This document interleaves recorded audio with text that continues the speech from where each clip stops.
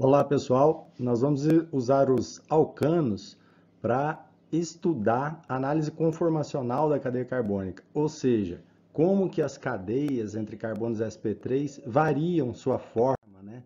Como eu já disse, elas torcem. Então, os alcanos quando são pequenos são gases, né? Metano, etano, propano e butano, que está no gás de cozinha, pentano, que está no isqueiro, vocês podem observar. Já o hexano, se vocês verem por esse gráfico, ele já é líquido. Heptano, octano, nonano, aí já chega perto da gasolina. 9, 10 é chamado também de ligroína, tem muito óleo mineral, solventes aí, parafinas líquidas, né? Depois a gente tem o querosene, então são cadeias do tipo alcano, que vão aumentando a cadeia, vai aumentando o peso molecular, vai aumentando o ponto de fusão e de ebulição. Ocorre uma diminuição um pouquinho do ponto de ebulição ou de fusão quando tem ramificação.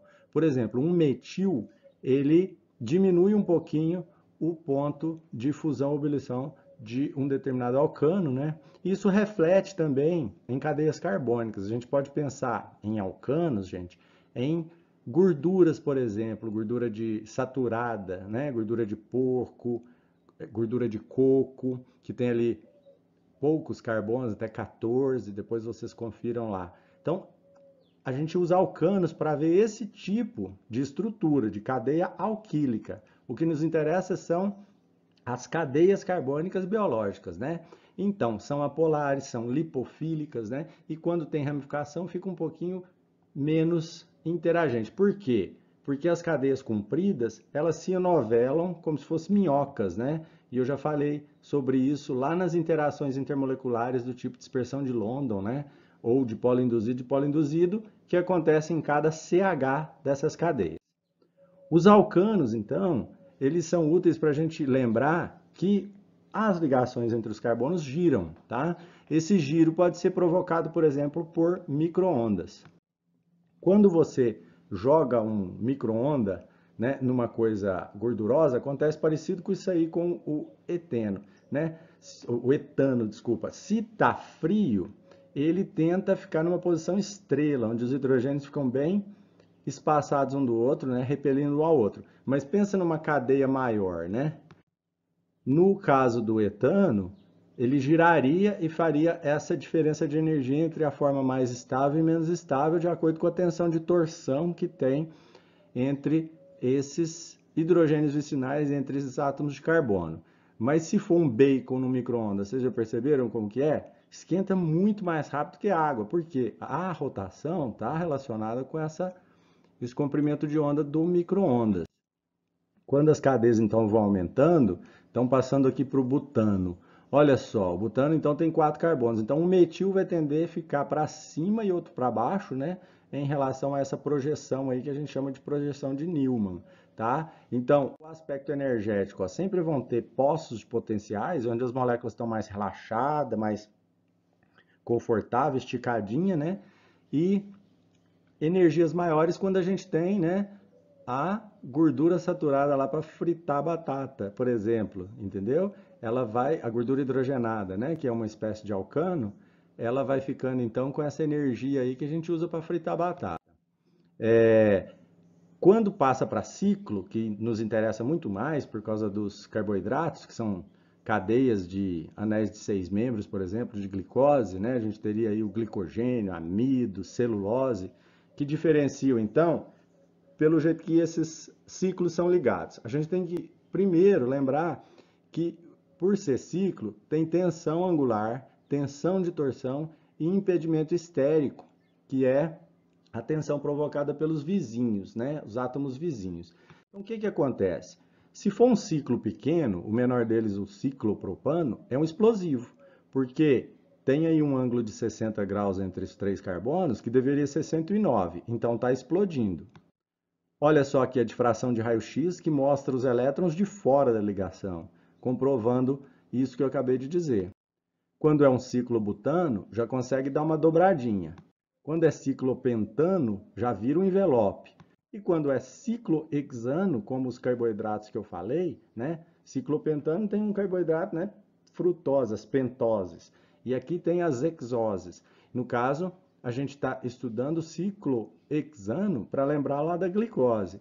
Então, o que acontece? É melhor a gente usar uma projeção de Newman e pensar diferente. A gente vai pensar, né, que existe essas conformações, cadeirinha ou bote, né, de acordo com a tensão, as ligações aí giram e tende a ficar na forma de cadeira, para ficar bem relaxado, mas quando eu jogo uma energia nisso, então existem conformações do tipo bote. Se eu observar a projeção de Newman, eu vou ver que tem 6 hidrogênios nas posições axiais e 6 hidrogênios em posições equatoriais. Nas axiais, eu tenho 3 hidrogênios para cima, 3 hidrogênios para baixo. E nas equatoriais, 6 hidrogênios para os lados. Então, vamos pensar nisso um pouco mais aprofundadamente. Olha aqui. Aqui está dando para ver os hidrogênios para cima, para baixo e para o lado que é o equador, né, o equatorial. Olha só como isso ocupa volume. Esses volumes, né, se refletem, por exemplo, nas cadeias de carboidratos, lá como eu estava falando, né, que são também anéis de 6 membros desse tipo aí. Veja bem, então, se eu tiver alguma coisa pendurada lá no carboidrato, esse metil aí que eu estou mostrando é uma cadeia inteira. Então, o efeito é bem mais pronunciado. Mas o que acontece? Eu ligo na ponta, ela dobra e em vez de ficar axial, que é para cima, ela deita e fica para o lado, fica equatorial. Então, vai acomodando as cadeias de 6 membros substituídas.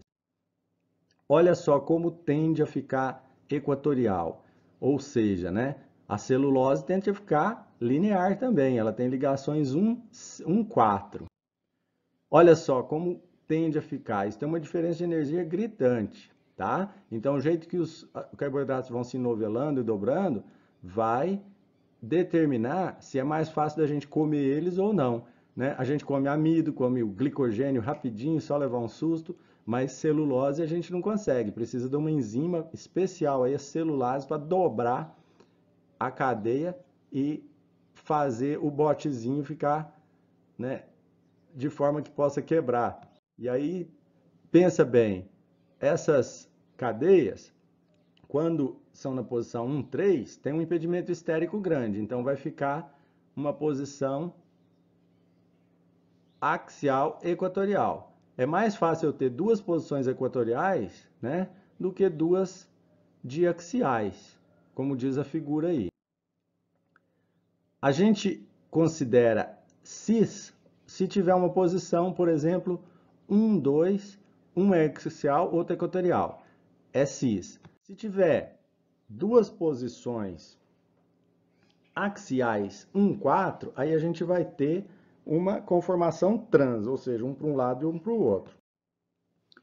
Então, em anéis menores é mais fácil de ver se é cis, as duas coisas do mesmo lado, ou trans, uma coisa para cima, outra coisa para baixo em relação ao plano dos outros átomos de carbono. Isso é importante para a gente observar, para depois vocês estudarem as pentoses na bioquímica. Olha só, dois substituintes, como é o caso dos anéis de 6 membros dos carboidratos, vão sempre tender a ficar numa posição trans, porque em relação, se eu tiver uma posição axial para cima e outra axial para baixo, a molécula relaxa e fica diequatorial ou trans. E ainda a gente pode ter cadeias com as posições cis. E o que é cis para ciclo? Seria uma posição axial, outra posição equatorial.